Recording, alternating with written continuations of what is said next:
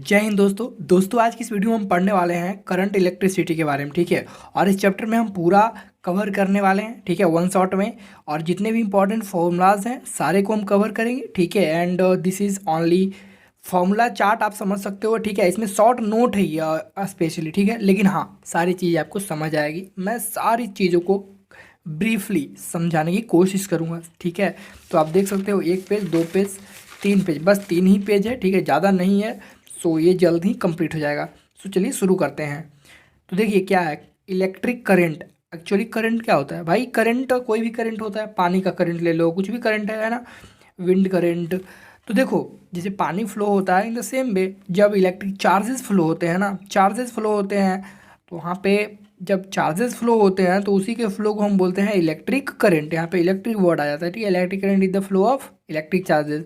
Specially अगर बढ़िया से डिफाइन करें तो इलेक्ट्रिक चार्जेस या सॉरी इलेक्ट्रिक करंट जो हो गया, rate of flow of electric charge. ठीक है, rate of flow of electric charge, जब भी रेट आ जाए मतलब कि डिवाइड करना है टाइम से। ठीक है, तो electric current is what?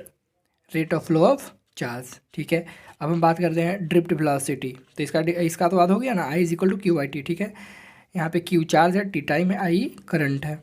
Drift velocity क्या होता है, जिसको वी से रिप्रेजेंट करते हैं। ड्रिफ्ट वेलोसिटी क्या होता है समझो। देखो, एक जब कोई कंडक्टर है, ठीक है, कंडक्टर है, अब इसमें एटम्स है। ऑब्वियसली मान लो ये आयरन का कंडक्टर है या फिर कॉपर का कंडक्टर है, तो एटम्स होंगे। और जो भी वैलेंस इलेक्ट्रॉन होते हैं तो वही तो निकलते हैं ना बाहर, इलेक्ट्रॉन मूव करेंगे। ठीक है, इलेक्ट्रॉन मूव करेंगे। अब जब भी इलेक्ट्रॉन निकल के बाहर जाएंगे, मूव करेंगे, तो भैया बहुत सारे यहाँ पे एटम है तो वो एटम से टकराएंगे। और जब एटम से मान लो यहाँ से निकला, एक एटम से टकराया, फिर दूसरे एटम से टकराया, तीसरे एटम से, ऐसे टकराते टकराते जाएगा। ठीक है, और ऐसा क्यों हो रहा है? इलेक्ट्रॉन इधर जा क्यों रहा है?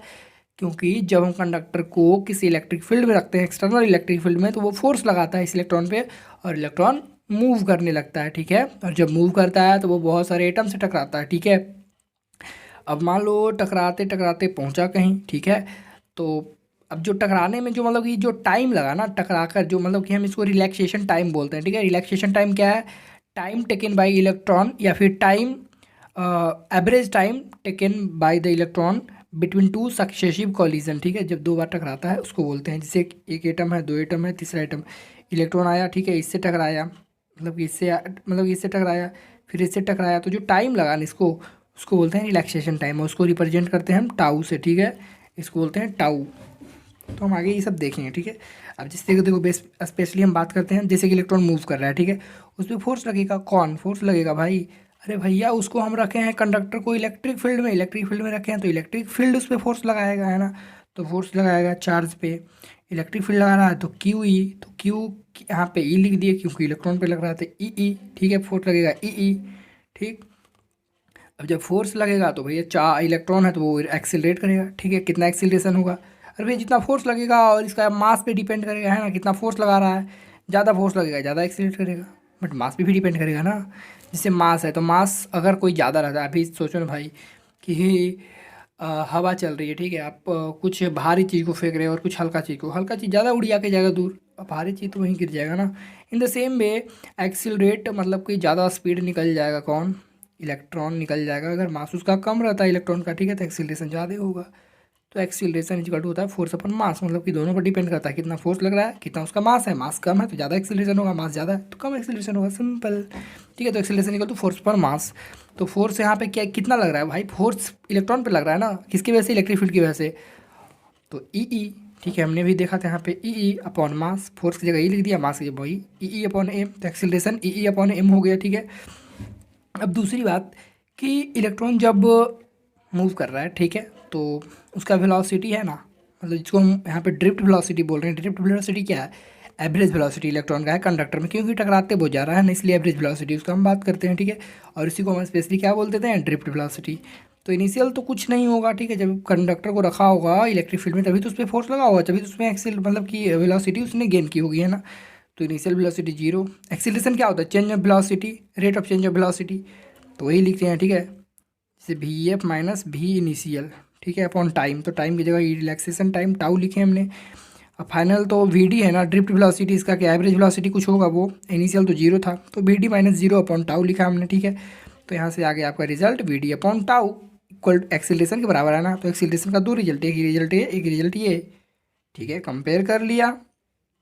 या फिर direct v D is equal to a t, ठीक है, we d equal to a t, v D is equal to a tau, acceleration और टाउ यहाँ पे है, तो वी डी, तो वी डी एक्सीलरेशन का वैल्यू यहाँ पे पुट कर देंगे, ये वाला जो आया था ई अपॉन एम, ठीक है। एक्चुअली यहाँ पे ऐसे भी कर सकते थे आप, ए का वैल्यू यहाँ से भी आया है, ए का वैल्यू यहाँ से भी आया है, ए बराबर यहाँ पे ई है, ई इसको ए मान लेते हैं 1, इसको मान लेते हैं 2, दोनों जगह ए का एक्सीलरेशन आया, तो यहाँ पे क्या है वी डी अपॉन टाउ, यहाँ ई अपॉन एम, तो e upon m is equal to we D upon tau होगा कि नहीं भाई, तुम भी जानते होगा।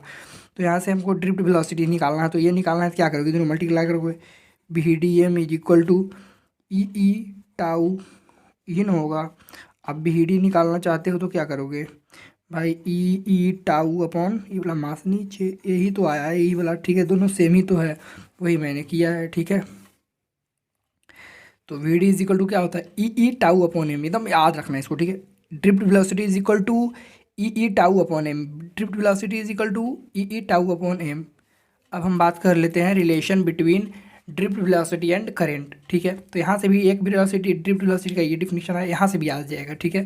जैसे कि आई इज इक्वल टू होता है n E A V D, ठीक है, n E A V d, आप ऐसे भी याद रख सकते हो नाबेद, ठीक है, नाबेद, ठीक, Nabed, Naved, N A E V D, जैसे कि नैवेद कैसे बोलोगे, एन ए ई नए वेद, है ना, एक्चुअली ये वाला ये है, ठीक है, एन ए वी डी नैवेद। तो ऐसे भी आप याद रख सकते हो, I is equal to N A we D, बहुत अच्छा रिलेशन है, ठीक है। यहाँ पे एन रिप्रेजेंट करता है number of electrons per unit volume, जैसे कंडक्टर है, ठीक है, तो इसके एक छोटे से वॉल्यूम में कितने नंबर ऑफ इलेक्ट्रॉन है, ठीक है, वही बात करता है कितने नंबर ऑफ इलेक्ट्रॉन है, उसी को यही रिप्रेजेंट कर रहा है, कितने नंबर ऑफ इलेक्ट्रॉन है एक पर्टिकुलर वॉल्यूम में, ठीक है, छोटे से वॉल्यूम में।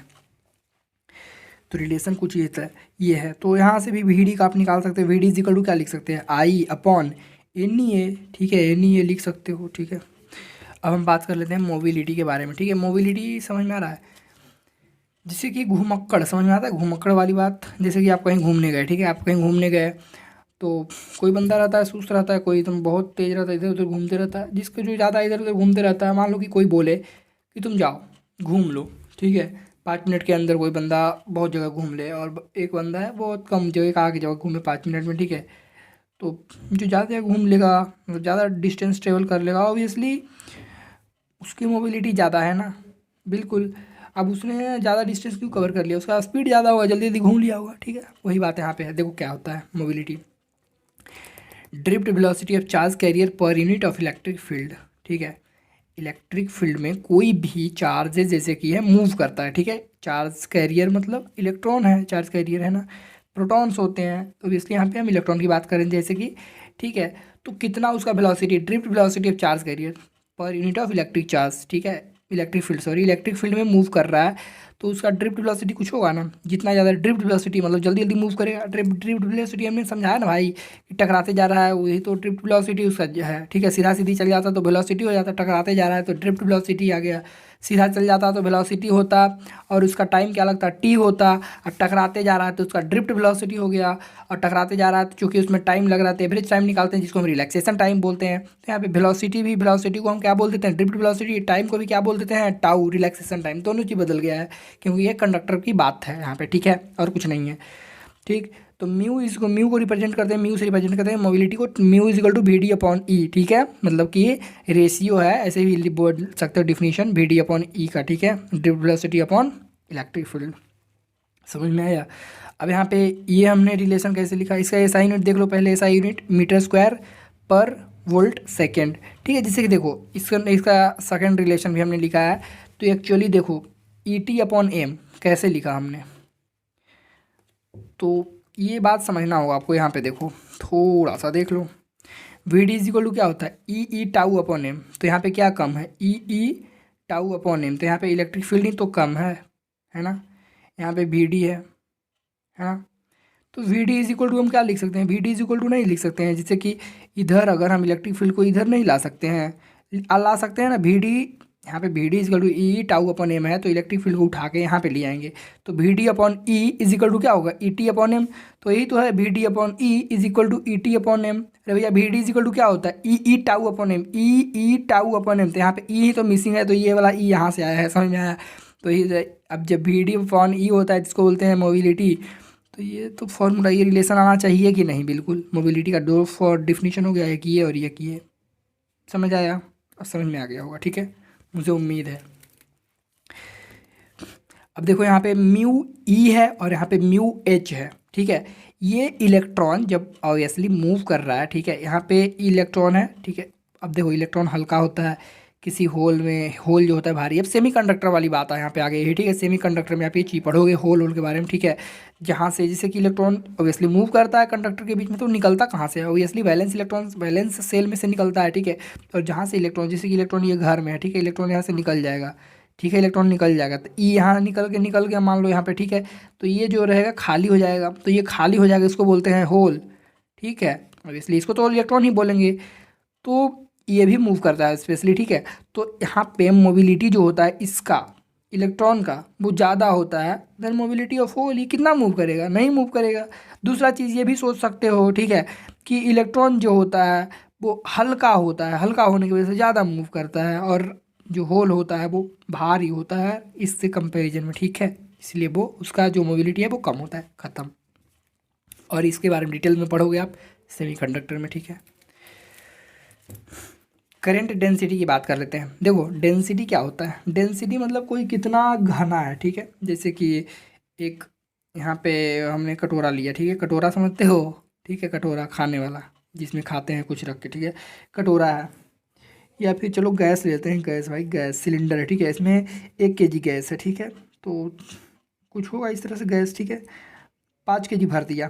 तो बताओ इतने एरिया में 5 kg भर दिया, मतलब ज़्यादा एकदम एकदम पास पास होगा काफ़ी, ठीक है। अरे भैया मान लो कि 5 रुपया यहाँ पे है, ठीक है, 1 1 रुपया वाला 5 गो है, तो पाँच पाँच पाँच कटोरा है, 5 5 गो है ना, 5 5 रुपया वाला है, मतलब 1 1 रुपया वाला 5 गो है, तो 5 सिक्का हो जाएगा, ठीक है। अब मान लो 50 सिक्का रख दिए, तो भैया 50 सिक्का हो जाएगा। इतने जगह में ढेर सारा होगा, एकदम कोचम कोच रहेगा, भरल रहेगा, ठीक है। तो डेंसिटी कब ज़्यादा है? जब ज़्यादा सिक्का है इतने एरिया में, है ना, जितने सारा वॉल्यूम, छोटे से वॉल्यूम में ज़्यादा मतलब कि, है ना। तो देखो यहाँ पे करंट डेंसिटी क्या होता है? करंट डेंसिटी किसी पार्टिकुलर पॉइंट में लिया जाता है। जैसे अब कंडक्टर की बात करते हैं, यहाँ पे हम ज़्यादा वो सब तो समझने में ये सब है, ठीक है। अब जैसे कंडक्टर है, ठीक है, तो कंडक्टर इस पॉइंट पी पे मान लो कि कितना बोलेगी हमें करंट डेंसिटी बताओ, तो करंट डेंसिटी क्या बताएंगे? हम बताएंगे कि ratio of current to cross section area. इसका देखेंगे एरिया कितना है, ठीक है, और उस एरिया में कितना इलेक्ट्रॉन, मतलब कि चार्जेस फ्लो हो रहे हैं। ऑब्वियसली चार्ज फ्लो होता है तभी तो करंट होता है ना। कितना करंट है यहाँ पे, कितना करंट है उस पार्टिकुलर एरिया, मतलब कि पार्टिकुलर एरिया में, ठीक है, कितना करंट है पार्टिकुलर एरिया में, उस एरिया में, ठीक है, इस पार्टिकुलर एरिया में, ठीक है। तो उसको बोलते हैं करंट डेंसिटी। अब करंट डेंसिटी एक वेक्टर क्वांटिटी है, ठीक है। तो जे इक्वल टू आई ए हो जाएगा। आई का वो होता है एम्पियर, एरिया का मीटर स्क्वायर, तो एम्पियर मीटर स्क्वायर इसका यूनिट हो गया। समझ में आया? और इस तरह से इसको लिख दिया गया, चूँकि वेक्टर है। तो देखो वेक्टर है तो एरिया भी वेक्टर होता है ना, एरिया वेक्टर। तो आई इज इक्वल टू जे ए लिख सकते हो, ठीक है, जे ए। तो आई इज इक्वल टू आप जब लिखोगे तो जे ए कॉस थीटा लिखना पड़ेगा। अब ये थोड़ा वेक्टर वाली बात है, जब डॉट प्रोडक्ट होता है ना, डॉट प्रोडक्ट हटता है तो कॉस थीटा आता है, साइन क्रॉस प्रोडक्ट आता है तो साइन थीटा आता है, ठीक है। तो यहाँ पे डॉट प्रोडक्ट है तो जे ए कॉस थीटा होगा, और इसलिए इंटीग्रेट किया है तो यहाँ पे सब हट गया है। समझ में आया? मतलब इस तरह से हुआ है इंटीग्रेट, ठीक है। आई इज इक्वल टू, ये तो कर ही लोगे भाई, इतना आराम से है, ठीक है, मेन है कॉन्सेप्ट। यहाँ पे देखो ओम्स लॉ की अब बात करते हैं, ठीक है। ओम्स लॉ, ओम्स लॉ क्या होता है तुम्हें पता होगा? आई और आर का रिलेशन होता है, सॉरी आई और भी का रिलेशन होता है, ठीक है। ओम्स लॉ, ओम्स लॉ कहता है, Ohm's law state that the amount of potential, जो भी मतलब कि पोटेंशियल फ्लो होता है, पोटेंशियल जो होता है ना,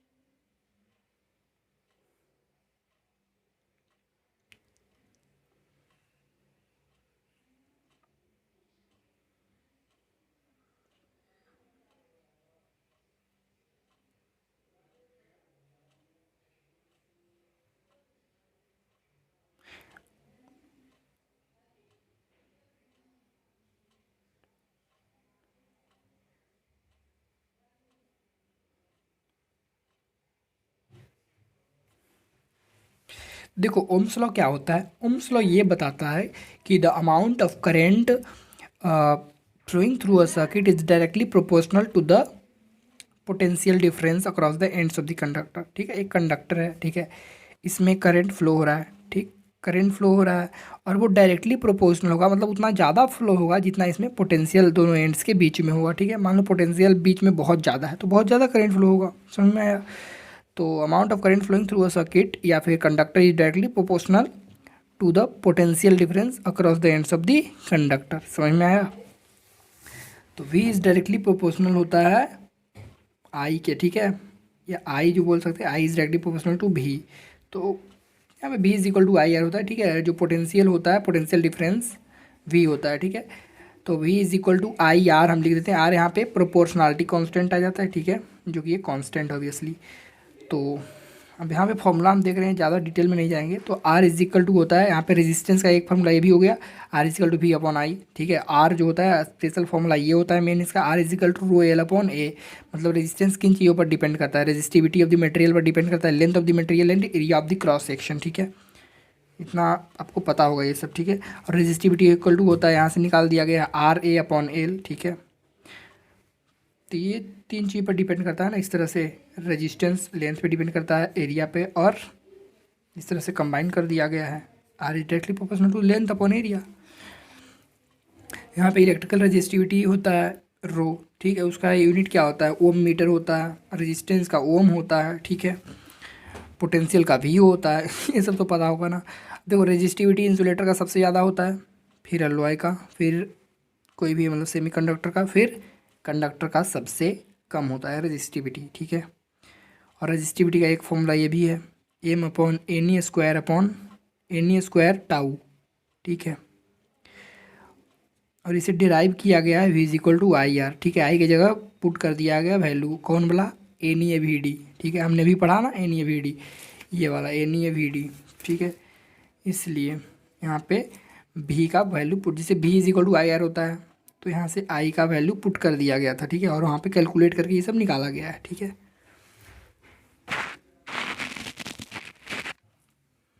अब हम बात करते हैं कंडक्टिविटी। जैसा कि रेजिस्टिविटी होता है, मतलब अगर रेजिस्टिविटी को हम इससे रिप्रेजेंट करते हैं ना, रो, ठीक है, कंडक्टिविटी को सिग्मा से रिप्रेजेंट करते हैं, ठीक है।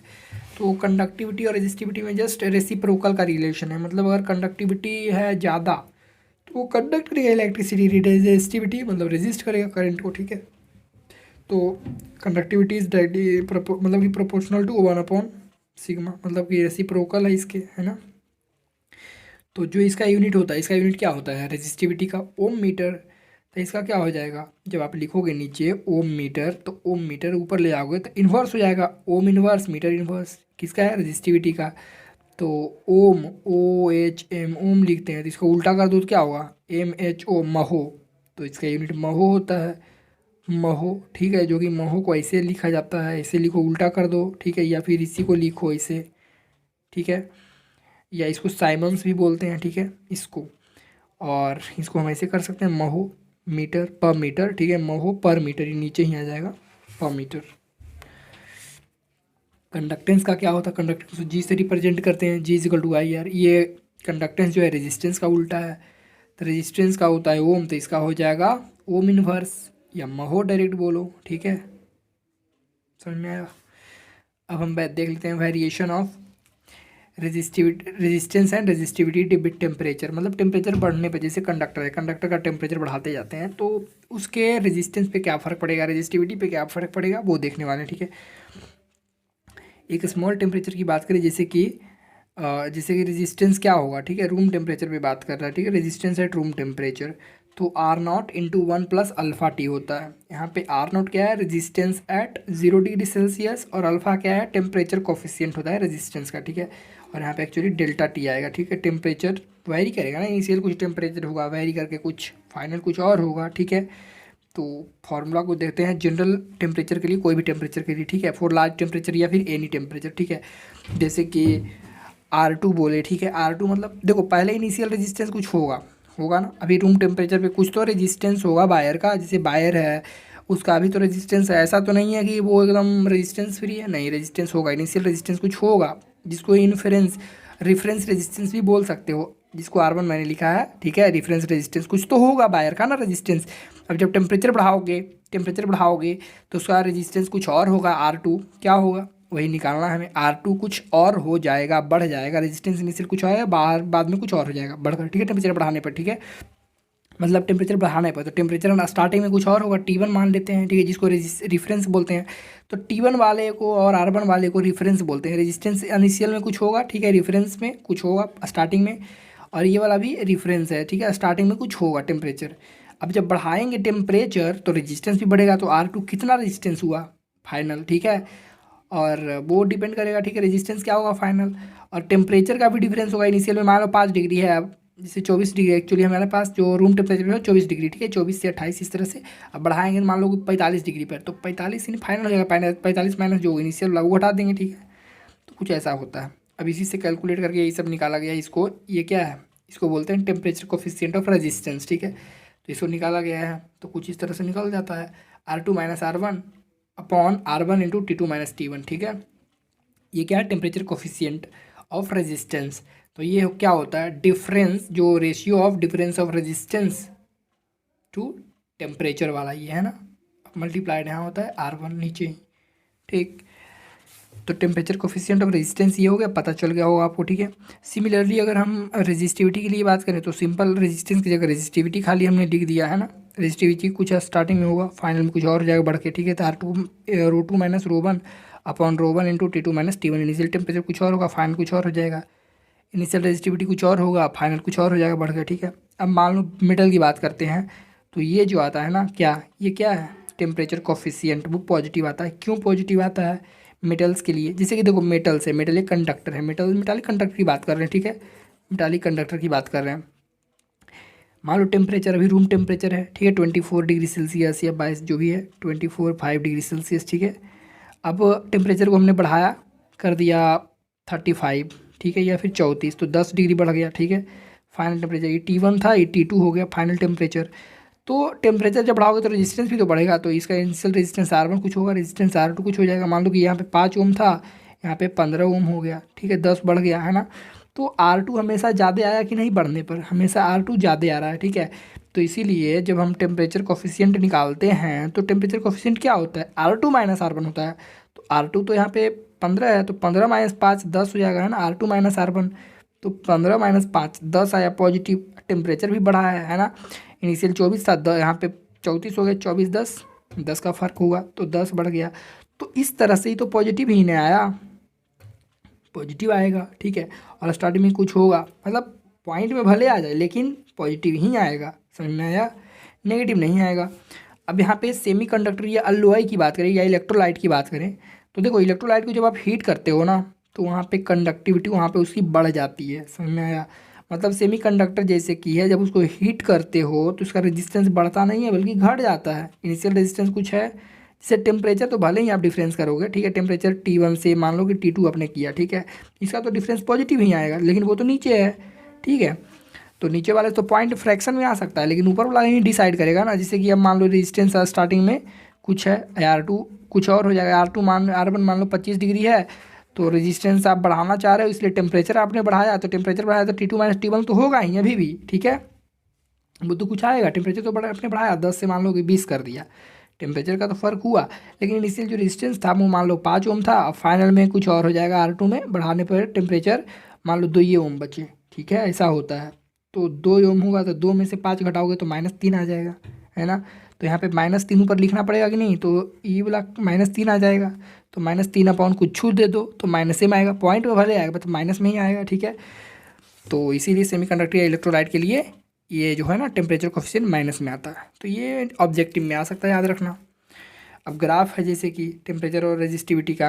अब जैसे मेटल के लिए अब टेम्परेचर बढ़ाते जाओ तो रेजिस्टिविटी बढ़ते जाती है, आपने अभी देखा, ठीक है। और अलॉय के लिए कॉन्स्टेंटली बढ़ता है, ठीक है, टेम्परेचर बढ़ाओ रेजिस्टिविटी बढ़ेगी, ठीक है।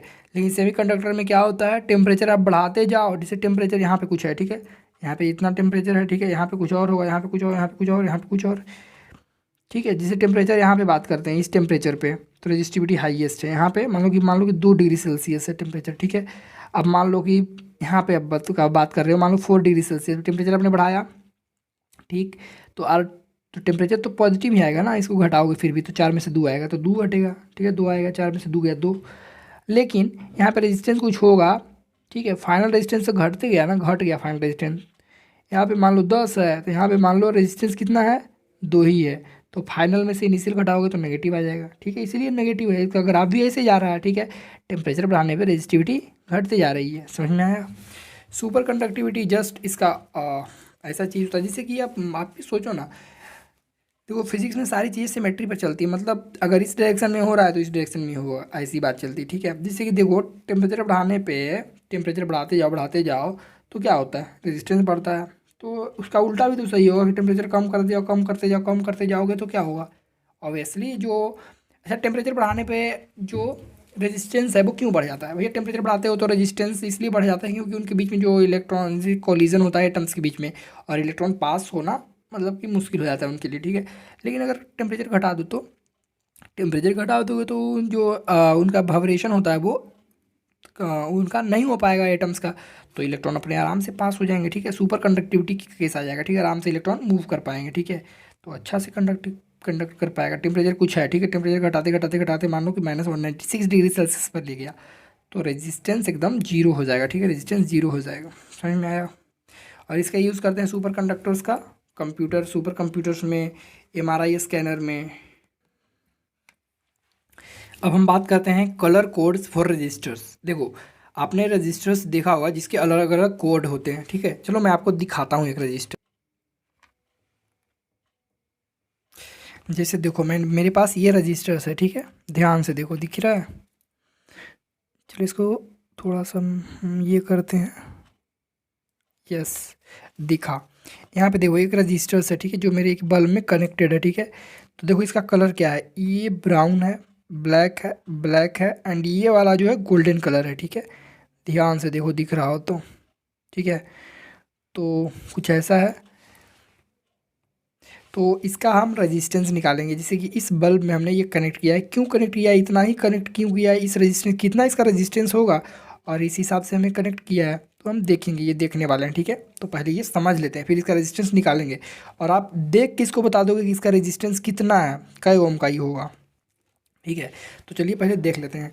देखिए एक रजिस्टर्स होता है, ठीक है, एक रजिस्टर्स ऑब्वियसली यहाँ पे आप देख ही रहे हो, ठीक है, उसमें 4 बैंड्स होते हैं, 1 2 3 4 आपके पास एकदम सामने है, 4 बैंड होते हैं, ठीक है। ये अलग अलग कलर्स के होते हैं, और लास्ट वाला जो होता है ऑब्वियसली हमें ज़्यादा देखने को यही मिलता है, गोल्डन कलर का होगा, सिल्वर कलर का होगा, या फिर कलर होगा ही नहीं, मतलब कि 3 बैंड रहेगा, ठीक है, 3 बैंड है, मतलब यहाँ पे कलर एगो में नए है, ठीक है। पहला जो होता है वो नंबर्स को रिप्रेजेंट करता है, मतलब मैग्नीट्यूड के बारे में बताता है, दूसरा भी मैग्नीट्यूड के बारे में बताता है, मतलब कितना ओम का रेजिस्टेंस होने वाला है ये डिसाइड करता है, ठीक है। थर्ड वाला जो होता है मल्टीप्लायर, ठीक है, कितना ज़्यादा होने वाला, 10⁶, 10�7 क्या होने वाला, ठीक है, मतलब कितना 1000 ओम का होने वाला है कि लाख ओम का होने वाला है, ये बताएगा, इससे हमें पता चल जाएगा, ठीक है। इससे क्या पता चलेगा, इससे जैसे कि मान लो ये वाला 9 वाला रहेगा तो 99 ओम तक तो इससे पता चल जाएगा, ठीक है। और तीसरा बताता है कितना 1000 होने वाला है, कितना लाख होने वाला है, ये बताएगा, ठीक है। और चौथा बताता है टॉलरेंस के बारे में कि वो कितना टॉलरेट कर सकता है, मतलब variation in percent from given value, जो दिया हुआ वैल्यू है वो कितना आगे पीछे वेरी कर सकता है, ठीक है, कितना टॉलरेट कर सकता है, कितना रेजिस्टेंस तक, ठीक है, वेरिएशन के बारे में बताता है, ठीक है। तो चलिए समझ लेते हैं। अब देखो अलग अलग कोड कलर हैं तो उनके का कोड होते हैं, ब्लैक के लिए 0 होता है, ठीक, ये नंबर को कौन रिप्रेजेंट करता है, पहलों का दूसरों का, ठीक है। और ब्राउन के लिए 1 होता है, ठीक, पहलों का दूसरों का की बात कर रहा है यहाँ पे, ठीक है, हमेशा याद रखना, पहलों का दूसरों का मतलब पहलों का बैंडवा दूसरों का बैंडवा, ठीक है। रेड 2 होता है, ऑरेंज 3, येलो 4, ग्रीन 5, ब्लू के लिए 6, 7 होता है, वायलेट के लिए, ग्रे के लिए 8 और वाइट के लिए 9, ठीक है।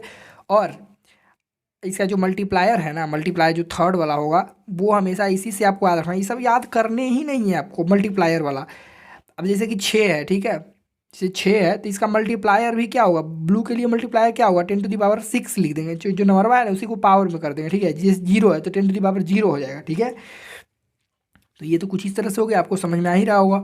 और गोल्ड के लिए टॉलरेंस 5%, सिल्वर के लिए 10%, नो कलर के लिए 20%, नो टॉलरेंस वाला सबसे ज़्यादा टॉलरेट कर सकता है, ठीक है। तो आप ऐसे भी इसको ट्रिक से याद रखना, भूलोगे नहीं आप कि देखो सोना तो बहुत कम लोगों के पास होता है, मान लो सोना 5% आदमी के पास है, सिल्वर थोड़ा ज़्यादा आदमी के पास होगा, अब कुछ भी नहीं किसके पास है, 20% आदमी के पास कुछ भी नहीं है, ठीक है, ऐसा याद रख सकते हो, ठीक है। अब देखो जैसे कि यहाँ पे पहले एग्जाम्पल मैंने लिख रखा है, ठीक है, जैसे कि पहला कलर है, ठीक है, पहला कलर लाल है, तो लाल के कौन किससे रिप्रेजेंट करता है, लाल 2 है इसका, है ना, नंबर पहला दूसरा नंबर को रिप्रेजेंट करता है, तो 2 हम लिख देंगे, ठीक है, लिख दिए। दूसरा जो कलर है वो ब्लैक है, तो ब्लैक के लिए नंबर क्या है, 0, तो हमने 0 लिख दिया।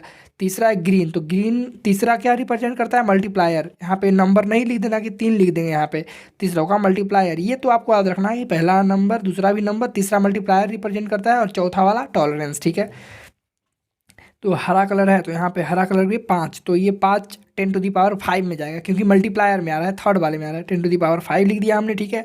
अब जो लास्ट वाला देखेंगे गोल्डन कलर है, तो ±5% गोल्डन के लिए, ठीक है। तो इसका रेजिस्टेंस क्या हो गया, 20 इंटू 10⁻+5 प्लस -5%, ठीक है, मतलब इतना ओम हो गया, ठीक है।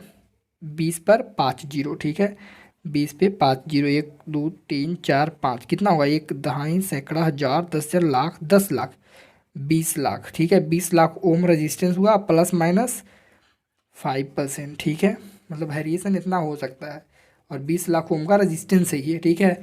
अब हम बात करते हैं इस रेजिस्टेंस के बारे में। हमने पहला बताया था, इसमें पहला क्या है, ब्राउन है, ठीक है, दूसरा क्या है, ब्लैक है, तीसरा हमने वो क्या बताया था, वो भी ब्लैक है, ठीक है, चौथा क्या है, गोल्डन है, ठीक है। तो पहला क्या है, ब्राउन, तो ब्राउन के लिए कौन सा कितना नंबर आएगा, 1, 1, ठीक है। और दूसरा क्या था, ब्लैक, तो ब्लैक के लिए क्या होगा, 0 नंबर है ना, 10 हो जाएगा, 10। तीसरा मल्टीप्लायर, तो तीसरा क्या है, ब्लैक ही है, तो ब्लैक के लिए 10⁻, यहाँ पे 0 ही लिखेंगे, 10⁻0, ठीक। अब प्लस माइनस गोल्ड वाला के लिए, गोल्ड का कितना होता है, +5% या -5%, ठीक है। तो मल्टीप्लाई करो, 10⁻0 का वैल्यू कितना होता है, 1 होता है, ठीक है, 1। तो 10 ओम का ही रेजिस्टेंस है, ठीक है, 10 ओम का रेजिस्टेंस है, +-5%। तो हमारे पास ये कितना ओम का रेजिस्टेंस है, 10 ओम का, जो इस बॉल में लगा हुआ है, ठीक है, छोटे से बल्ब में, समझ में आया, ठीक है। और हमेशा याद रखना, कितना भी कम होगा ना, कैसा भी रेजिस्टेंस होगा, पहला का ही जो है ना, जो ब्राउन है, वो जनरली हमें ब्राउन ही देखने को मिलेगा, कोई और कलर में देखने को मिल जाएगा, ब्लैक वाला बहुत कम ही मिलेगा, ठीक है। क्योंकि अगर ब्लैक लिखते हैं, अगर तुम सोचोगे कि 2 ओम का रेजिस्टेंस बनाओ, तो 2 ओम का तो तुम कर सकते हो कि पहला का 0 ले लो, ठीक है, पहले का 0 ले लोगे, मतलब ब्लैक पहले को कलर कोड में ब्लैक रख दोगे, तो ऐसा होता नहीं है, ठीक है, क्योंकि जो हम स्टार्टिंग में दिया जाता है, कोई ओम का रेजिस्टेंस है, बोल रहा है कि 50 ओम का रेजिस्टेंस है, तो पहला रिप्रेजेंट कर रहा है नंबर, दूसरा भी नंबर, तीसरा रिप्रेजेंट करता है मल्टीप्लायर, कुछ नहीं है तो मतलब 10⁻0 होगा, ठीक है। तो कुछ ऐसा होता है, तो हम 10 ओम के ऊपर से ही बात करते हैं, ठीक है, नीचे वाला नहीं। तो 10 ओम के लिए क्या होता है, स्टार्टिंग है 1 से, तो 1 किसका है, ब्राउन का, तो मतलब ब्राउन से ही स्टार्ट होता है, ब्लैक यहाँ पे नहीं रहता है, ठीक है, हमारे पास जनरली, ठीक है। आगे ये सब कुछ भी रह सकता है, आगे स्टार्टिंग होगा ब्राउन से कम, तो ब्राउन या किसी से, इन सब में से किसी से स्टार्टिंग हो जाएगा, ठीक है, ब्लैक से नहीं होता है जल्दी, ठीक, समझ में आ गया होगा आई थिंक। अब हम बात करते हैं स्ट्रेचिंग ऑफ वायर। अगर वायर को स्ट्रेच करते हैं, ठीक है, इसमें ध्यान रखना कि कलर कोड भी क्वेश्चन भी डायरेक्ट पूछ लेता है, कि ये पूछ लेता है what is the colour code of green, तो 5, ठीक है। मल्टीप्लायर भी पूछ लेगा, तो 10⁻5 हो जाएगा ना, तो याद रखना है बस यही वाला, पावर में ही तो लिख देंगे, ठीक है। इसका ऐसे याद रख सकते हो, BB Roy of Great Britain has very good wife, ठीक है, BB Roy of Great Britain has very good wife, ठीक, याद हो जाएगा, यस। अब स्ट्रेचिंग ऑफ वायर के बारे में बात कर रहे थे, स्ट्रेच करते हैं वायर को तब क्या होता है। देखो जब स्ट्रेच करते हो ना वायर को, जैसे कि वायर इतना बड़ा है तो स्ट्रेच करके आप इतना कर दिए, लेंथ डबल हो गया, ठीक है, तो क्या होगा, तो रेजिस्टेंस, जब वायर को स्ट्रेच करते हो, ठीक है, तो रेजिस्टेंस डिपेंड करता है लेंथ पे और एरिया पर भी, ठीक है। लेंथ बढ़ाते हो तो रेजिस्टेंस क्या होगा, बढ़ेगा, एरिया बढ़ाते हो तो रेजिस्टेंस घटेगा, मतलब इन्वर्सली प्रोपोर्शनल है, ठीक है।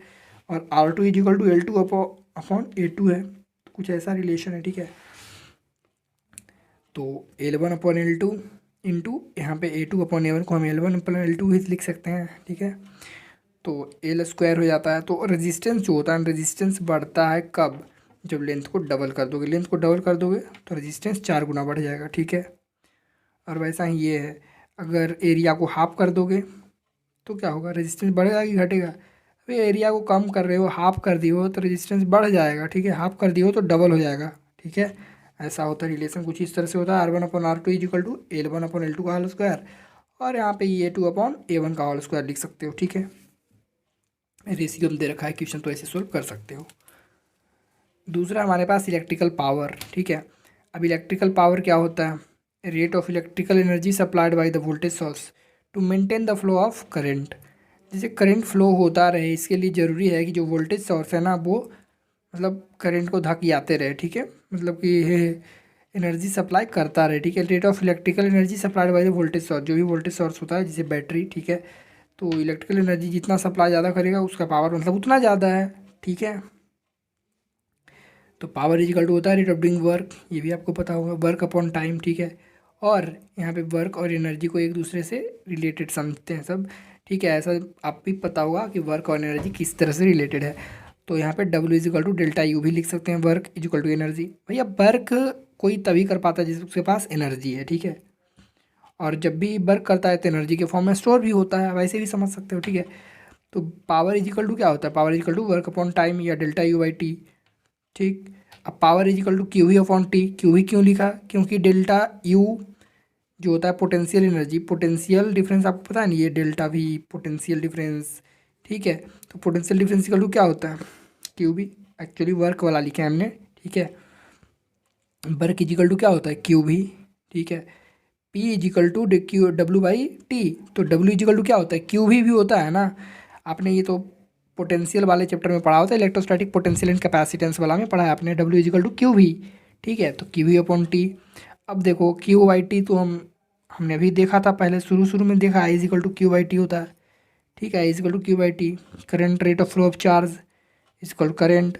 तो rate of flow of charge ये हुआ कि नहीं? तो हुआ, तो I लिख देंगे इसको, ये भी। तो P इजिकल टू I भी हो गया, या V/I बोलो, ठीक है। तो P इजिकल टू VI हो गया, ठीक है। अब हम वैल्यू भी का अलग अलग अल्टर कर देंगे। V इजिकल टू क्या होता है? IR होता है ना। अभी हमने देखा था ना ओम्स लॉ से, V इजिकल टू IR, तो V का वैल्यू पुट करेंगे IR, तो IR करेंगे तो I²R हो जाएगा, तो I²R लिख दिया हमने, ठीक है। अब चलो, एक तो हमें ये मिला। दूसरा चीज़, I की जगह हम रिप्लेस करके देखते हैं। तो I इजिकल टू क्या लिख सकते हैं? I इजिकल टू V/R, ठीक है, ओम्स लॉ से ही। तो V/R, तो V/R तो V²/R हो जाएगा, ठीक है। जो कि तीन फॉर्मूला कुछ इस तरह से है, आपको याद रखना है।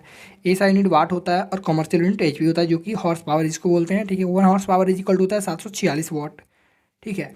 अब इलेक्ट्रिकल एनर्जी, अब तो पता होगा ना, power is equal to work upon time, ठीक है।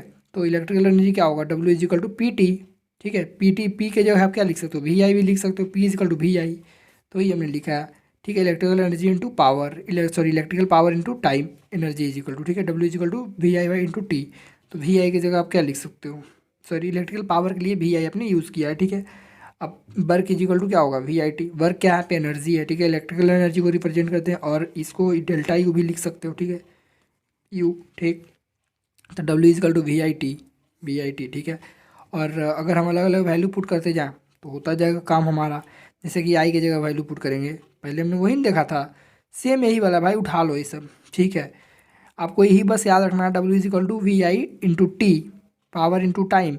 तो पावर का तो अलग अलग हमने देख ही लिया, तो VI पुट को फिर IR² पुट कर दो, V² YR पुट कर दो, यही सब तो रिलेशन आते जाएगा। खाली टाइम ही तो मल्टीप्लाई हुआ है पावर में, और ये पावर का हमारे पास आ गया ना। तो पावर इजिकल टू क्या होता है? VI I²R V²/R, ठीक है। अब वर्क इजिकल टू क्या होता है? या एनर्जी इजिकल टू क्या होता है? एनर्जी इजिकल टू होता है पावर इंटू टाइम। तो पावर का तो हमें पता है, तो पावर खाली मल्टीप्लाई कर दो टाइम से, तो एनर्जी आ जाएगा, ठीक है। तो VI/T, I²R/T V²/R into T, ठीक है। SI यूनिट जूल होता है, कॉमर्शियल यूनिट किलोवाट आवर होता है, जिसके 1 यूनिट बोलते हैं। 1 kilowatt hour is equal to 1 unit, ठीक है। 1 किलोवाट आवर में कितना होता है? 3.6 इंटू 10⁶ जूल। अब हम बात करते हैं रजिस्टर्स इन सीरीज। अगर रजिस्टर्स को कनेक्ट करते हैं सीरीज और पैरेलल में, तो कैसे हम निकालते हैं इक्विवेलेंट रजिस्टर्स, ठीक है।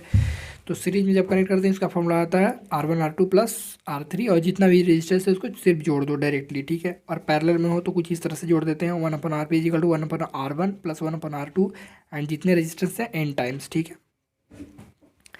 इसका डेरिवेशन आप कर सकते हो ऐसे भी। रजिस्टर्स में क्या, सीरीज में जोड़ते हैं तो रजिस्टर्स कुछ ऐसे जोड़ते हैं ना, ऐसे, जोड़ते हैं ना, तो इसमें करंट तो सब में सेम ही रहेगा, ठीक है। बढ़ता क्या है, पोटेंशियल, वोल्टेज सब पोटेंशियल ड्रॉप, अलग अलग रेजिस्टेंस, मान लो ये R1 रेजिस्टेंस है, मतलब कि कुछ ओम, मान लो 2 ओम का है, 4 ओम का है, 3 ओम का है, तो सबके लिए अलग अलग पोटेंशियल ड्रॉप होगा, ठीक है। बढ़ता कौन है, पोटेंशियल ड्रॉप इसमें, तो जो बढ़ता है ना उसी के लिए हम निकालते हैं, उसी से हम निकाल लेते हैं, इसका जो फॉर्मूला ये आया है, ठीक है। जो बढ़ता है उसी के लिए, जो कांस्टेंट सभी के लिए सेम है, यहाँ पे करंट सभी के लिए सेम है, तो करंट से नहीं निकलेगा, जो बढ़ रहा है उससे निकलेगा, तो डेरिवेशन आप कर सकते हो, ठीक है।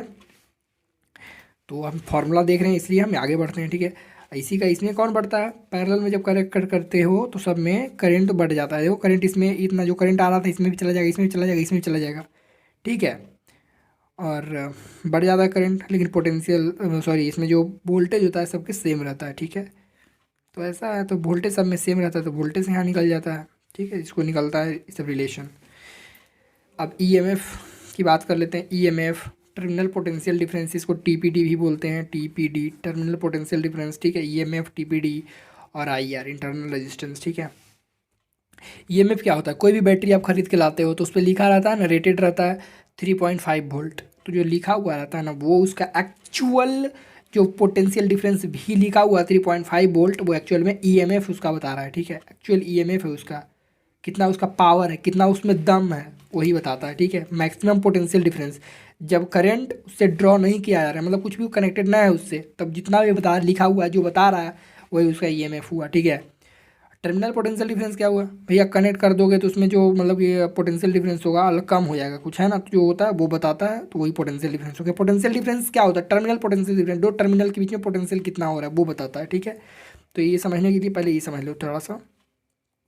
जैसे देखो, इंटरनल रेजिस्टेंस इक्वल टू क्या होता है, इंटरनल रेजिस्टेंस, बैटरी भी है ना, ऐसा मत सोचो कि बैटरी है तो सिर्फ पोटेंशियल देता है, भैया उसमें भी रेजिस्टेंस होता है, ठीक है। उसका तो ईएमएफ हाई है, लेकिन उसके अंदर भी रेजिस्टेंस होने की वजह से, और करंट जब फ्लो होता है तो आई आर मल्टीप्लाई करते हैं, करंट फ्लो हो रहा है और रेजिस्टेंस उसका खुद है, तो आई आर उसमें भी पोटेंशियल ड्रॉप होता है, बैटरी में भी, ठीक है। तो कितना पोटेंशियल ड्रॉप होगा, तो इंटरनल रेजिस्टेंस भी बैटरी का होता है, ठीक है। तो इंटरनल रेजिस्टेंस क्या होता है, resistance offered by electrolytes and electrode of the cell, cell में क्या क्या होता है, इलेक्ट्रोड्स होते हैं, इलेक्ट्रोलाइट्स होते हैं, वो सब रेजिस्टेंस प्रोवाइड करते हैं, ठीक है। जब करंट फ्लो होता है तो उनको रोकते हैं, करंट जो फ्लो हो रहा है तो उसको कहता है रुक, मतलब रोकता है, ठीक है। तो इंटरनल रेजिस्टेंस प्रोवाइड करता है बैटरी भी, ऐसा नहीं है कि नहीं करता, बिल्कुल करता है। तो किन किन चीज़ों पर डिपेंड करता है इंटरनल रेजिस्टेंस, तो ये समझ ले, तो मतलब कि जो इंटरनल रेजिस्टेंस है वो किन किन चीज़ों पर डिपेंड करता है। तो नेचर ऑफ इलेक्ट्रोलाइट्स क्या है, कैसा इलेक्ट्रोलाइट आपने रखा है, इलेक्ट्रोड्स और इलेक्ट्रोलाइट्स कैसा है उसमें, ठीक है। Temperature of electrolytes and electrodes, temperature बढ़ा है कि घटा है, उसके हिसाब से इंटरनल रेजिस्टेंस बढ़ेगा घटेगा, ठीक है। टेम्परेचर बढ़ाओगे तो distance between distance between electrodes, अब भाई बैटरी होता है, ऐसा ही बैटरी होता है, एक इलेक्ट्रोड इधर से एक इलेक्ट्रोड इधर से होता है ना। आपने ये भी देखा होगा निप्पो वाला बैटरी एक ही इलेक्ट्रोड रहता है ऊपर से नीचे, है ना, और ये सब बाकी वाला काम करता है सेकंड इलेक्ट्रोड की तरह, ठीक है। तो यहाँ पे दो इलेक्ट्रोड के बीच में डिफरेंस की डिस्टेंस कितना है, ठीक है, distance between the electrodes. Area of electrodes emerged in the electrolyte, अब इसमें से इलेक्ट्रोड की बात करें, दो इलेक्ट्रोड है ये, कितना एरिया इसका, कितना मतलब कि इलेक्ट्रोड जो है प्लेट की तरह रहता है ना, कितना पार्ट उसका डूबा हुआ है, इमर्ज्ड है, तो उस हिसाब पर भी डिपेंड करता है कि इंटरनल रेजिस्टेंस क्या प्रोवाइड करने वाला है ये, ठीक है। तो इंटरनल रेजिस्टेंस निकालने के लिए आर इजिकल टू होता है E V upon E V E by V -1 × R, ठीक है। अब देखो यहाँ पे ये वाला समझ लो थोड़ा सा, पोटेंशियल डिफरेंस अब कैसे निकालोगे, ठीक है। तो देखो पोटेंशियल डिफरेंस हमेशा एक चीज़ ध्यान रखो कि जो एक्चुअल पोटेंशियल दे रहा है बैटरी में, ठीक है, कितना दिखा रहा है लिखा हुआ, ठीक है, मतलब ईएमएफ में से ईएमएफ वाला जो पोटेंशियल, ईएमएफ क्या है, पोटेंशियल ही तो है। पोटेंशियल डिफरेंस क्या होता है, potential difference is the difference between the potential, ठीक है। तो ईएमएफ जो एक्चुअल है, जो दिख रहा है तुम्हें सबसे मैक्सिमम है वो, उसमें से जो इंटरनल रेजिस्टेंस की वजह से जो कम पड़ रहा है पोटेंशियल, जो मतलब ड्रॉप हो रहा है, उसको घटा दो, जो आपका पोटेंशियल डिफरेंस आ जाएगा। समझ में आया, याद रखना R is equal to E by भी -1 × R होता है, ठीक है, रेजिस्टेंस इंटरनल रेजिस्टेंस, ठीक है। देखो जब आप चार्ज कर रहे हो, ठीक है, ये ऐसा कब होता है, ये वाला फॉर्मूला कब आया, V इजिकल टू E-IR, जब कनेक्ट है सर्किट में कोई, मतलब कि कंप्लीट है सर्किट, मतलब बल्ब जल रहा है, तो जब बल्ब जलेगा तो बैटरी डिस्चार्ज होगा कि नहीं, हाँ डिस्चार्ज होगा, ये डिस्चार्जिंग का केस है, ठीक है, डिस्चार्जिंग का केस है। और जब चार्जिंग का केस आएगा ना, तो भाई चार्जिंग का केस आएगा तो ये भी उसमें साथ देने लगेगा, इसका भी पोटेंशियल ऐड हो जाता है, ठीक है। जिससे कि आप देख सकते हो at the time of charging of cell, तो जो पोटेंशियल डिफरेंस होता है ना वो सबसे ज़्यादा हो जाता है। ईएमएफ तो कुछ है ही है, ठीक, चार्ज हो रहा है तो इंटरनल रेजिस्टेंस जो है, ईएमएफ तो कुछ होगा, ठीक है, बैटरी का।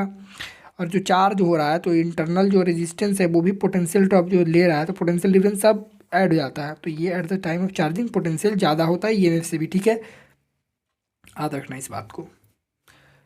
अब हम बात करते हैं सेल्स इन सीरीज कॉम्बिनेशन। अब जब सेल्स को सीरीज और पैरेलल में कॉम्बिनेशन करते हैं तब क्या होता है, ठीक है। जैसे देखो, अब सेल सेल क्या होता है, सोर्स ऑफ पोटेंशियल, पोटेंशियल का सोर्स है ना। सेल्स इन सीरीज, जब सेल को सीरीज में जोड़ेंगे तो कितना करंट फ्लो होगा, कितना, कब मैक्सिमम होगा, कब मिनिमम होगा, ठीक है। तो करंट के बारे में बात कर रहा है। अगर सेल कम्बिनेशन सीरीज का सीरीज में है, जैसे सेल को जोड़ते हो ना जी, एक बैटरी जलाए, दूसरा बैटरी लगाया आपने इस तरह से, है ना, तीसरा बैटरी आपने लगाया, सीरीज वाला कम्बिनेशन है ना। तो इस तरह से फिर इसमें कितना करंट फ्लो होता है डिपेंड करेगा। तो इसका भी इंटरनल रेजिस्टेंस बैटरी का भी होता है, उस पर भी डिपेंड करेगा। एक आगो इंटरनल एक्सटर्नल रेजिस्टेंस भी जोड़ रखा है, क्या रखा है, इस तरह से इस पर भी डिपेंड करेगा, ठीक है। तो देखो वी इक्विवेलेंट हम लिखेंगे क्या, एन ई। देखो सब बैटरी का कितना ईएमएफ है, ठीक है, कितना ईएमएफ है। अब कै गो बैटरी है, 3 बैटरी है, तो 3 बैटरी है तो 3 ई लिख देंगे। सब मान लो ईएमएफ 2.5 वोल्ट का है, ठीक है। तो एन कितना है, 3, 3 × 2.5, समझ में आया। 3 बैटरी है इसलिए 3 यानी कि एन बैटरी है इंटू ई कर देंगे जितना ईएमएफ है, तो N E equivalent potential E हो जाएगा हमारे पास, ठीक है।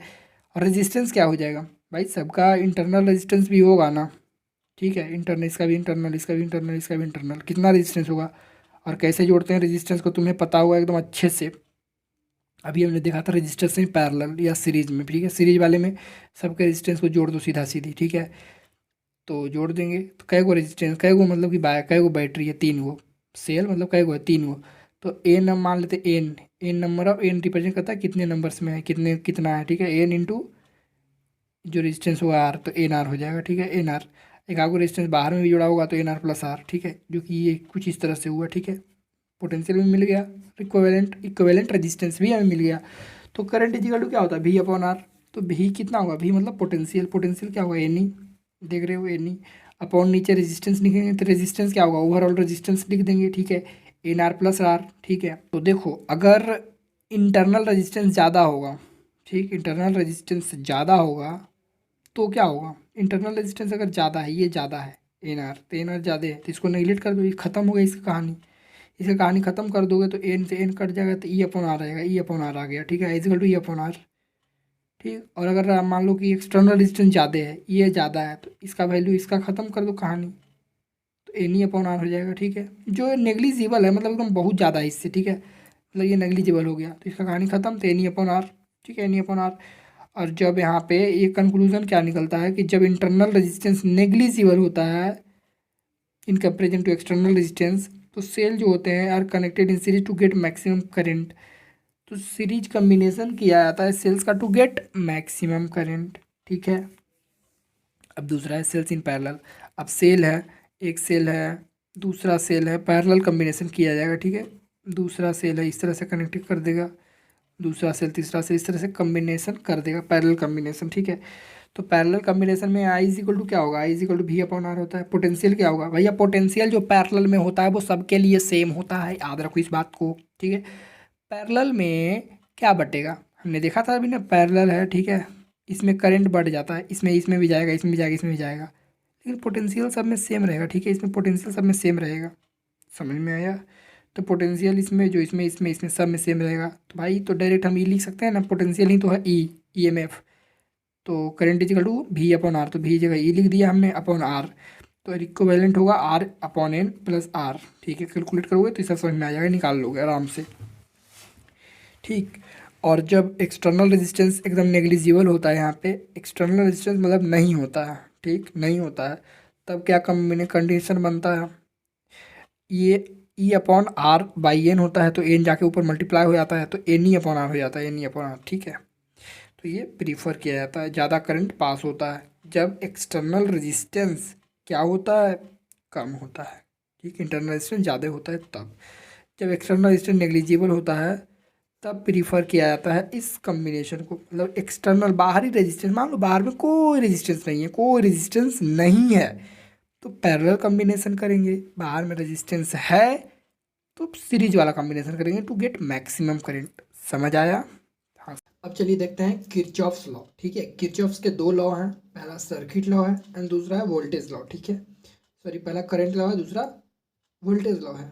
ठीक, तो याद रखना किरचॉफ्स के दो ही लॉ हैं, एक करंट के लिए और एक वोल्टेज के लिए। ठीक है, एक करंट के लिए और एक वोल्टेज के लिए। तो करंट वाले के लिए बोलते हैं करंट लॉ या फिर जंक्शन लॉ। ठीक, अब वोल्टेज वाले के लिए बोलते हैं वोल्टेज लॉ। ठीक, करंट लॉ या फिर वो वोल्टेज लॉ है। करंट वाले का स्पेशल नाम है जंक्शन लॉ, इसका स्पेशल नाम है लूप लॉ। ठीक, चलो समझते हैं। किरचॉफ्स का जो फर्स्ट लॉ है दैट इज जंक्शन लॉ। इसमें बताता है कि total current entering the junction या node is equal to the current leaving the node. Node ये पॉइंट है, स्पेशल किसी पॉइंट को बोलते हैं जंक्शन या नोड। ठीक है, तो जैसे कि देखो यहाँ से एंटर कर रहा है करंट, इधर से एंटर कर रहा है, यहाँ से निकल रहा है, इधर से निकल रहा है, इधर से निकल रहा है। तो जितना करंट एंटर होगा उतना ही करंट बाहर निकलेगा। ठीक है, मतलब इक्वल होगा। Sum of the current entering the circuit is equal to the sum of the current leaving the circuit. ठीक है, बाई केसीएल वही बोलते हैं I one plus I five, मतलब जो करंट फर्स्ट में एंटर कर रहा है और करंट 5 में एंटर कर रहा है वो किसके बराबर होगा, आई 2 जो निकल रहा है आई 3 प्लस आई 4 के बराबर होगा। और अगर सबका सम करें तो जीरो आएगा, sum of current is equal to zero हो जाएगा यहाँ पे। ठीक है, और ये लॉ सपोर्ट करता है law of conservation of charge. ठीक है, तो इसको याद रखना, total current entering the circuit, total current entering the junction is equal to the total current leaving the junction या नोड। ठीक, दूसरा हमारे पास है किरचॉफ्स वोल्टेज लॉ। ठीक, ये क्या कहता है, ये बताता है कि algebraic sum of all the potential drop. ठीक है, ऑल द पोटेंशियल ड्रॉप सबका सम करेंगे, potential drop and EMF along any closed path in electrical circuit या नेटवर्क इज ऑलवेज जीरो।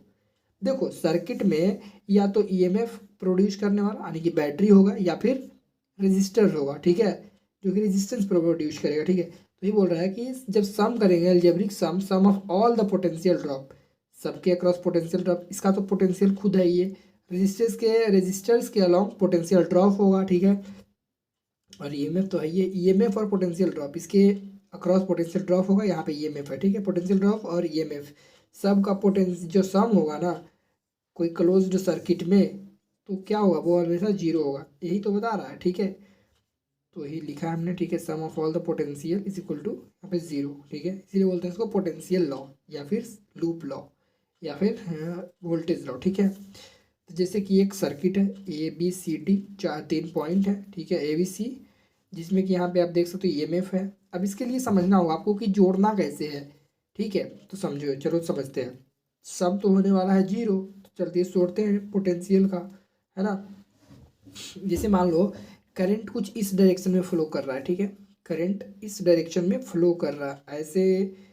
अब ऐसे करंट फ्लो हो रहा है, देखो तो करंट इधर आ रहा है। ठीक है, इधर जा रहा है करंट, ऐसे फ्लो हो रहा है। ठीक, और आप ऐसे जा रहे हो, उसका उल्टी डायरेक्शन में जा रहे हो। तो देखो उल्टी डायरेक्शन में जा रहे हो और कभी सीधे डायरेक्शन में जा रहे हो। ठीक है, तो इस चीज़ पे निर्भर करता है। ठीक, जैसे करंट इधर का फ्लो कर रहा है। ठीक है, अब ये जो है मैंने दिखाया है कि आप मूव कर रहे हो इस डायरेक्शन में। ठीक, मतलब इधर से इधर जा रहे हो। ठीक, तो समझो जब आप इस तरह से जाओगे ना तो पहले आपको कुछ मिलेगा, जैसे कि यहाँ पे मान लो कि बैटरी मिला। ठीक, तो इसका पॉजिटिव जो टर्मिनल बैटरी के लिए एकदम सिंपल है, बैटरी के लिए कुछ है ही नहीं, सोचना ही नहीं है। ठीक, करंट के डायरेक्शन में हो या फिर ना हो, आप करंट के डायरेक्शन में मूव करो या ना करो, अगर बैटरी का पहले पॉजिटिव टर्मिनल मिला बस लिख दो, मिला है पॉजिटिव टर्मिनल तो इवन इसको हमने लिख दिया। ठीक है, आगे बढ़ेंगे। मिला आपको रजिस्टर्स। ठीक है, रजिस्टर्स, अब रजिस्टर मिला है तो आप रजिस्टर्स जो है वो किस डायरेक्शन में चल रहे हो, करंट के अपोजिट डायरेक्शन में चल रहे हो, तो इसको लिखेंगे, इसका पोटेंशियल क्या होगा IR1। ठीक है, IR1 होगा, पोटेंशियल ड्रॉप इसके अलॉन्ग IR1 होगा, तो इसीलिए IR1 हम लिखेंगे लेकिन नेगेटिव साइन कर देंगे, क्यों, क्योंकि हम अपोजिट डायरेक्शन में चल रहे हैं। ठीक है, अब आगे बढ़ेंगे तो अपोजिट ही चल रहे हैं। ठीक है, यहाँ जाएंगे, यहाँ जाएंगे, यहाँ पे पहुँचे, अपोजिट जाए चाहे सही जाए, बैटरी के लिए सोचना ही नहीं, जो पहले मिले वही लिख दो। क्या मिला, माइनस। ठीक है, मैंने यहाँ पे लिखा है एक्चुअली जोड़ा है, मान लो यहाँ पे माइनस मिला। ठीक है, माइनस एंड, तो -E लिख देंगे, -E2, तो यहाँ पे -E2 हम लिख सकते हैं। ठीक है, जैसे देखो एक्चुअली हमने यहाँ पे ऐड किया है एक चीज़, ठीक है, इसलिए मैंने यहाँ पे ए नहीं लिख रखा है, ठीक है। तो -E2 यहाँ पे ऐड करोगे इसको, ठीक। अब आगे बढ़ोगे तो रेजिस्टेंस मिला, ठीक है। अब रेजिस्टेंस के लिए सोचना पड़ेगा कि डायरेक्शन किधर है, डायरेक्शन करंट का इधर है, आप अपोजिट चल रहे हो, ठीक। तो करंट इसमें क्या फ्लो हो रहा है, तो I1 + I2 करंट इसमें जा रहा है, ठीक है, एज एग्जाम्पल बताया, ठीक है। करंट इधर फ्लो हो रहा है, तो I जो होगा करंट इसको इंटू R2 करेंगे, ठीक है। तो टोटल कितना करंट है, I1 + I2 इंटू R2 करेंगे और नेगेटिव साइन आगे लगा देंगे, क्यों, क्योंकि हम करंट की अपोजिट डायरेक्शन में जा रहे हैं, ठीक है। और ओवरऑल जो सम आएगा वो 0 आएगा, ठीक। और ये लॉ सपोर्ट करता है law of conservation of energy, समझ आया। अब हम बात करते हैं व्हीटस्टोन ब्रिज, ठीक है। व्हीटस्टोन ब्रिज ये क्या होता है, तो देखो व्हीटस्टोन ब्रिज एक्चुअली ये हम यहाँ पे जो कॉन्सेप्ट यूज करते हैं वो सेम यूज करते हैं, यही वाला, ठीक है। किस चीज़ वाला, पोटेंशियल जो वोल्टेज लॉ है ना किरचॉफ्स का, वही वाला यूज़ करते हैं हम, ठीक है। तो व्हीटस्टोन ब्रिज एक्चुअली है क्या, तो ये अरेंजमेंट है 4 रजिस्टर्स का, जो कि यूज़ होता है डिटरमाइन करने के लिए registers of 1 registers in terms of other 3। 4 registers होता है, ठीक है। किसी एक रजिस्टर को हमें रजिस्टर का रेजिस्टेंस निकालना होता है in terms of the other 3 registers, ठीक है। जैसा कि point A B C D 4 point है, ठीक है। इसमें करंट आई फ्लो हो रहा है, बैटरी ये है, EMF plus minus negative sign की यहाँ पे लगा रखा है, ठीक है। अब रजिस्टर्स का नाम मैंने P लिख रखा है, ठीक है, PQ R और S, ठीक है। रजिस्टर्स है सब, ठीक, समझ आया, PQRS। अब KVL यूज़ करेंगे इन लूप ADBA। इस लूप के लिए हम जब यूज़ करेंगे KVL मतलब पोटेंशियल लॉ, ठीक है, मतलब लूप लॉ जो यूज़ करेंगे, तो अगर मान लो कि हम चलते हैं इधर, ठीक है, इस अलोंग चलते हैं, करंट इधर ही फ्लो हो रहा है, तो इसके अलोंग चलेंगे, तो यहाँ पे रजिस्टर्स क्या है P, इसमें करंट क्या फ्लो हो रहा है I, तो हम क्या लिखेंगे PI, है ना। PI पॉजिटिव की नेगेटिव, पॉजिटिव लिखेंगे, क्यों, क्योंकि करंट के डायरेक्शन में जा रहे हैं, तो रजिस्टर्स के अलोंग लिखेंगे तो डायरेक्शन सोचना पड़ता है, जैसे कि डायरेक्शन के अलोंग जा रहे हैं तो सिंपली लिख देंगे पोटेंशियल ड्रॉप इसका, तो PI हम लिख देंगे, ठीक है, जो कि मैंने लिखा है P1, सॉरी P तो P है यहाँ पे P, और I1 P लिख दिया हमने, ठीक है। और माइनस क्या करेंगे, अब इधर जाएंगे, इधर, ठीक, ये इसमें जा रहे हैं, ठीक। तो इसमें सॉरी इसकी बात हम कर रहे हैं ABD है, ठीक है। इसमें अब इधर मूव करेंगे, इधर आएंगे, इधर आएंगे, ठीक है। इसके अपोजिट जा रहे हैं, करंट इधर आ रहा है, हम जा रहे हैं उल्टा, तो उल्टा जा रहे हैं तो क्या लिखेंगे I2R, ठीक है। I2R नेगेटिव में लिखेंगे, तो यहाँ पे -I2R कर देंगे, और इसको -I2R करेंगे और उधर ले जाएंगे तो ये तो हट जाएगा माइनस, है ना, पॉजिटिव हो जाएगा, तो I1P = I1R हो जाएगा, ठीक है। I1P = I1R, simple. इस लॉ में इसमें ऐसा हुआ तो इसमें सेम ऐसा ही होगा, ठीक है। तो इसमें क्या लिखेंगे I1Q = I2S, समझ में आया, ठीक है। और जब इक्वेट करेंगे, ठीक है, इसको डिवाइड करेंगे PYQ/RYS डिवाइड कर देंगे, इक्वेट करेंगे तो कट जाएगा, ये कट जाएगा, PYQ/RYS आ जाएगा। तो ये जो है कंडीशन बैलेंस्ड व्हीटस्टोन ब्रिज के लिए होता है, मतलब इस कंडीशन में इस गैल्वेनोमीटर से कोई करंट इधर फ्लो नहीं होता है, ठीक है। यहाँ पे I क्या होता है 0, इसमें करंट नहीं फ्लो होता है, ठीक। अब हम बात करते हैं मीटर ब्रिज के बारे में, ठीक है। मीटर ब्रिज, और इसका इस्तेमाल, ये एक डिवाइस है जिसका इस्तेमाल हम करते हैं to find unknown resistance of a coil, ठीक है। ये कॉइल या कोई रजिस्टर होगा, ठीक है, उसका हम रेजिस्टेंस फाइंड आउट करते हैं बाय यूजिंग मीटर ब्रिज, ठीक है। मीटर ब्रिज कुछ इस तरह से कंस्ट्रक्शन इसका है, ठीक है। जैसे कि देखो यहाँ पे ये कॉपर स्ट्रिप है, ठीक है, 2 कॉपर स्ट्रिप होता है यहाँ पे, इस तरह से जुड़ा होता है, जहाँ पे रेजिस्टेंस बॉक्स, ठीक, और यहाँ पे रेजिस्टेंस बॉक्स मतलब जहाँ पे इसका रेजिस्टेंस हमें पता होता है, ठीक है। रेजिस्टेंस बॉक्स वाले में कोई नॉन रेजिस्टेंस वाला रजिस्टर पुट करते हैं, डालते हैं, ठीक है। और यहाँ पे जो हमें रेजिस्टेंस फाइंड आउट करना है वहाँ पे हम ये लगाते हैं एस, यहाँ पे मैंने नेमिंग कर रखा है एस वाला, ठीक है, नॉन रेजिस्टेंस। और एक बैटरी जुड़ा होता है, की होता है, ठीक है, और कॉपर स्ट्रिप साथ में। यहाँ पे जो ये जिस पे हमें जॉकी को घुमाना होता है, यहाँ पे एक्चुअली जॉकी होता है, ठीक है। और जॉकी को हम आगे पीछे मूव करके पता करते हैं कहाँ पे जो नल पॉइंट आता है, मतलब कहाँ पे जो एल है, किस पॉइंट पे जो पोटेंशियल इसका जो गैल्वेनोमीटर है वो 0 शो करता है, ठीक है, बताता है करंट, तो इससे हमें पता चलता है, ठीक है। तो जॉकी को आगे पीछे मूव करते हैं, और इस पे जिससे मूव करते हैं वो वायर जो बना होता है वो कॉन्स्टेंटन का बना होता है या मैग्नीन का बना होता है, ठीक है, जिसका अगर मतलब रेजिस्टेंस ज़्यादा होता है, ठीक, और ये जो हो गया ना टेम्परेचर कोफिशिएंट ऑफ रेजिस्टेंस वो बहुत कम होता है। क्या कहने का मतलब है कि अगर टेम्परेचर बढ़ता भी है घटता भी है तो इससे उतना फ़र्क नहीं पड़ता है। समझ में आया? ठीक, तो यहाँ पे देखो, तो हम जॉकी को आगे पीछे, यहाँ पे हम रजिस्टर जो हम जिसका फाइंड आउट करना चाहते हैं वो लगा देते हैं। ठीक, एक हमें नॉन रेजिस्टेंस पता होता है, और हम यहाँ पे जो बैलेंसिंग लेंथ है, बैलेंसिंग लेंथ कैसे पता करते हैं, ये सब लेंथ जो है ना बैलेंसिंग लेंथ है, वो कैसे पता करते हैं, हम जॉकी, यहाँ पे जॉकी लगा होता है जिसको आगे पीछे मूव करते हैं। ठीक है, और कितने मतलब मीटर पे ये मूव करके कितने मीटर पे आके ये रुक गया, ये लेंथ इससे पता चलता है नीचे वाले मीटर से। ठीक है, तो लेंथ हमें पता चल जाता है। मान लो यहाँ पे पॉइंट डी पे आके 0 शो कर रहा है करंट, ठीक है, गैल्वेनोमीटर, तो ये इतना जो डिस्टेंस हुआ एल, वो क्या हो जाएगा, बैलेंसिंग लेंथ हो जाएगा। ठीक है, मान लो टोटल 100 सेंटीमीटर है, तो ये एल हो गया, तो ये क्या होगा 100 माइनस एल। ठीक, तो इसका जो प्रिंसिपल है मीटर ब्रिज का, उसका क्या है, प्रिंसिपल है व्हीट स्टोन ब्रिज वाला। ठीक है, तो व्हीट स्टोन ब्रिज में क्या करते थे, this by this is equal to this by this, ऐसे ही तो करते थे, जिससे कि रेजिस्टेंस जुड़ा होता था, ऐसे था ना, ऐसे था, पी क्यू आर एस, है ना, P by Q upon R by S, मतलब दिस बाई दिस करते थे, है ना। सेम प्रिंसिपल यहाँ पे भी करेंगे।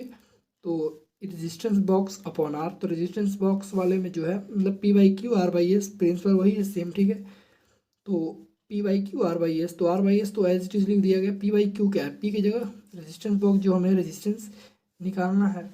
ठीक, तो हमने उल्टा कर दिया, बस उल्टा करने से कोई फर्क नहीं पड़ता है, जिससे आर बाई एस है ये वाला यहाँ पे लिख दिया। ठीक है, आर बाई एस, और पी बाई की इसको मान लिया पी और क्यू, तो पी क्या है एल, ठीक है, एल अपॉन ये 100 माइनस एल है। ठीक, और ये अब यहाँ पे क्या लिखते हैं हम, पोटेंशियल, मतलब कि जो होगा यहाँ पे रेजिस्टेंस, पोटेंशियल की तो लिखते हैं जो एल आर क्या होगा, एल और इसका रेजिस्टेंस कितना, लेंथ इंटू रेजिस्टेंस, ठीक, upon 100 minus L into resistance, जो इसका कुछ रेजिस्टेंस होगा, ठीक है, वो लिखते हैं, इज इक्वल टू, हम इसको कैलकुलेट करते हैं। ठीक है, कैलकुलेट करते हैं तो ए से इज इक्वल टू हमें आज मिल जाता है 100 minus L upon L into R, ये हो गया आपका एक्सटर्नल रेजिस्टेंस। ठीक है, मतलब ये वाला जो आपने पुट किया है, और ये हो गया एल आपका बैलेंसिंग लेंथ। तो अगर हमें बैलेंसिंग लेंथ और रेजिस्टेंस पता हो तो हम पता कर सकते हैं अननोन रजिस्टर। ठीक है, by so knowing by L balancing length and R B can calculate S, मतलब अननोन रजिस्टेंस हम पता कर सकते हैं। अब हम बात कर लेते हैं पोटेंशियोमीटर के बारे में। ठीक है, जिसका इस्तेमाल, जिसके पास एक्चुअली इनफाइनाइट रेजिस्टेंस होता है। ठीक है, अब तुम ही सोचो, एक कंडक्टर है, एक अलॉय है, एक लकड़ी है, तो किसका ज़्यादा रेजिस्टेंस होगा। ऑब्वियसली जो हमारे पास लकड़ी है उसका इनफाइनाइट रेजिस्टेंस होगा, मतलब बहुत ज़्यादा रेजिस्टेंस होगा, मतलब करंट उसमें फ्लो होगा ही नहीं।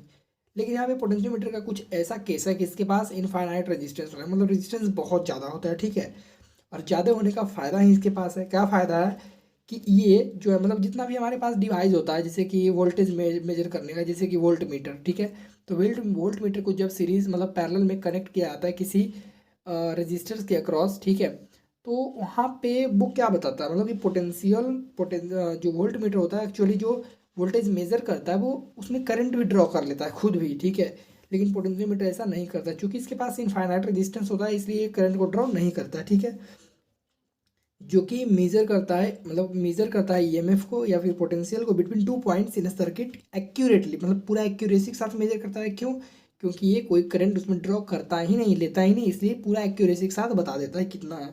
ठीक, ठीक है, तो एक्चुअली इसका इस्तेमाल जो करते हैं पोटेंशियोमीटर का, दो इस्तेमाल है। पहला तो है कि पोटेंशियल को कंपेयर, दो ईएमएफ है, दो बैटरी है, ठीक है, उसका पोटेंशियल मतलब उसका ईएमएफ कंपेयर करने के लिए, और दूसरा है कि बैटरी का या फिर सेल का इंटरनल रेजिस्टेंस पता करने का इस्तेमाल करते हैं इसका। ठीक है, तो जिसका कि कंस्ट्रक्शन कुछ इस तरह से है। ठीक है, जिसमें एक वुडन रॉड पे ये रहता है, रखा हुआ है। ठीक है, जिसमें कि एक सेल है जिसको ड्राइवर सेल बोल रहा है। ठीक है, रियोस्टेट है, मतलब कि रेजिस्टेंस है, वेरिएबल रेजिस्टेंस, एक की लगा रखा है। ठीक है, और यहाँ पे एक गैल्वेनोमीटर है जो कि जॉकी की मदद से यहाँ पे जोड़ा हुआ है। ठीक है, गैल्वेनोमीटर बताएगा कहाँ पे करंट जो आपका आ रहा है वो, मतलब कि नल पॉइंट कहाँ पे है, ठीक, वो बताता है।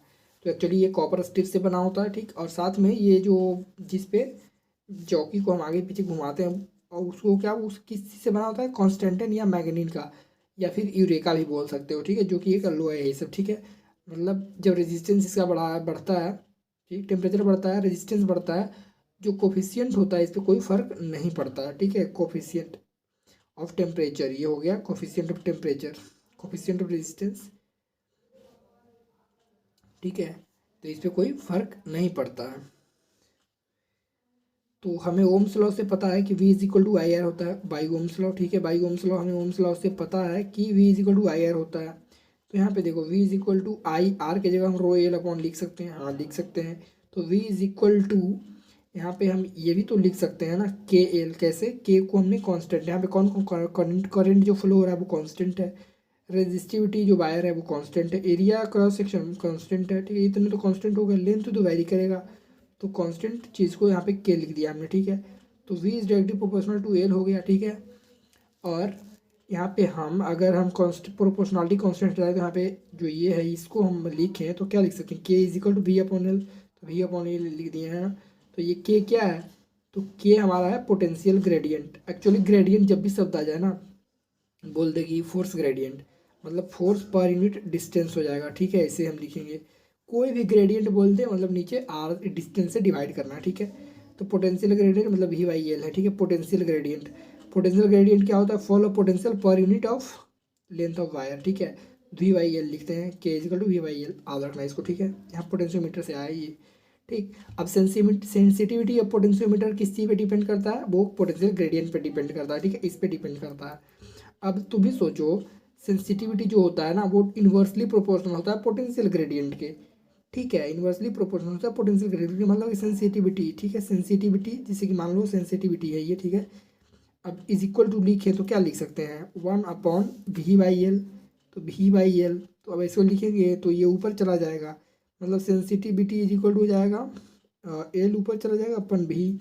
तो मतलब सेंसिटिविटी किस चीज़ पे डिपेंड करता है? अगर लेंथ बढ़ाते जाओ, ठीक, लेंथ अगर बहुत ज़्यादा वायर का ये सब लेंथ अगर बहुत ज़्यादा ज़्यादा रहे तो उसका सेंसिटिविटी उतना ही ज़्यादा रहेगा। ठीक है, पोटेंशियल कम होना चाहिए तब ज़्यादा होगा। ठीक है, अब अब डायरेक्ट समझो ना, ऐसे ही पोटेंशियल ग्रेडियंट अगर कम है तो सेंसिटिविटी ज़्यादा है। पोटेंशियल ग्रेडियंट कम होने का क्या मतलब है?